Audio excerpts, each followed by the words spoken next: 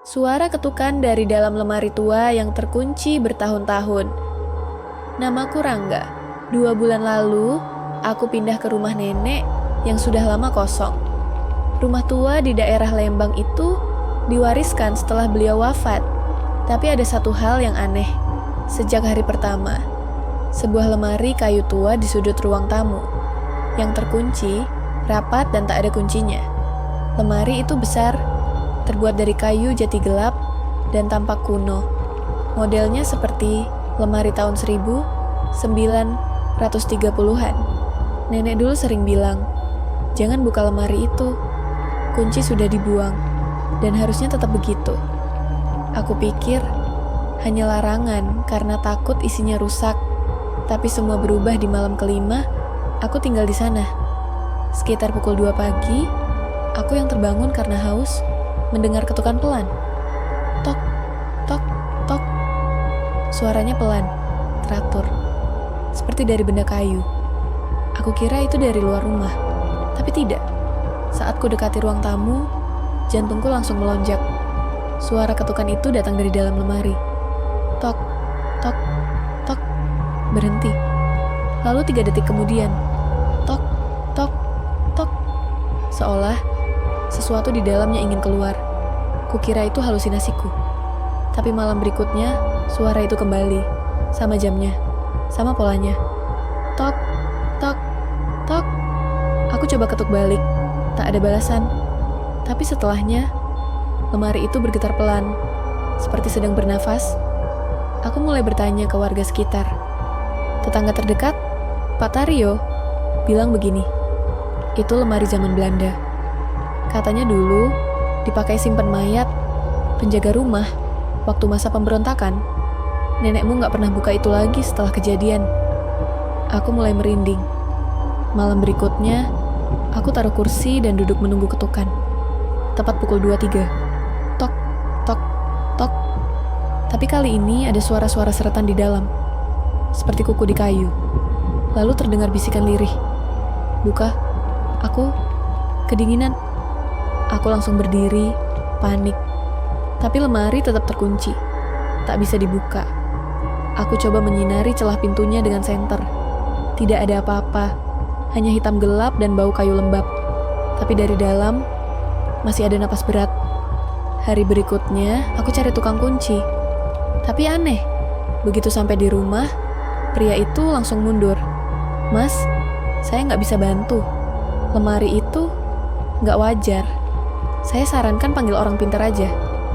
Dia pergi tanpa menoleh lagi. Aku putuskan rekam suara malam harinya. Saat ku putar ulang, ada sesuatu yang tak ku dengar langsung saat itu.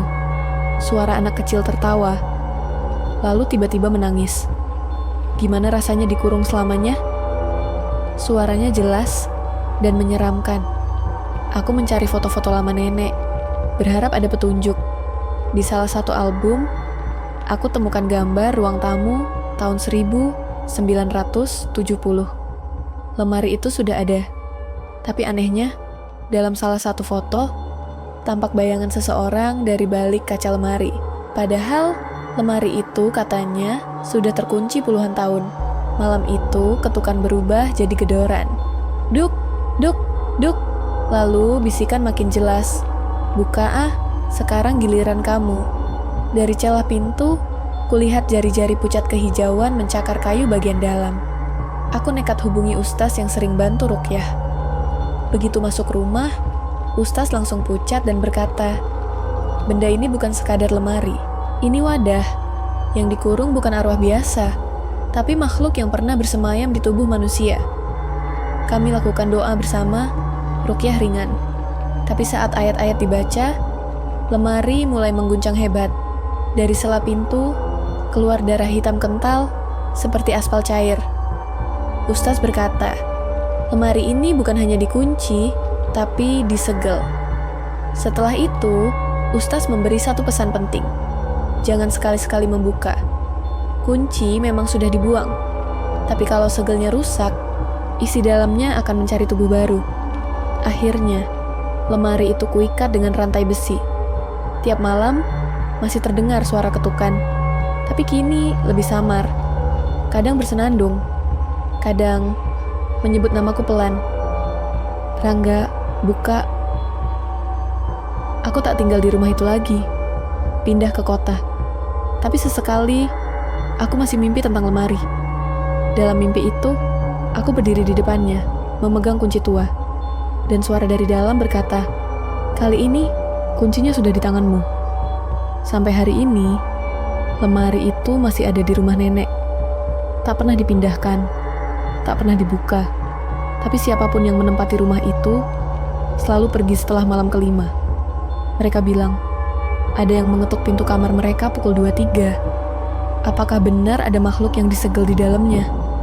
Atau lemari itu hanya jadi wadah dari trauma masa lalu keluarga kami?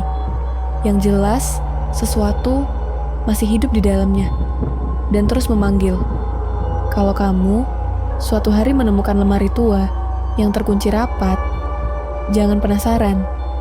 Kadang kunci hilang bukan karena lupa, tapi karena ada yang ingin dikurung selamanya.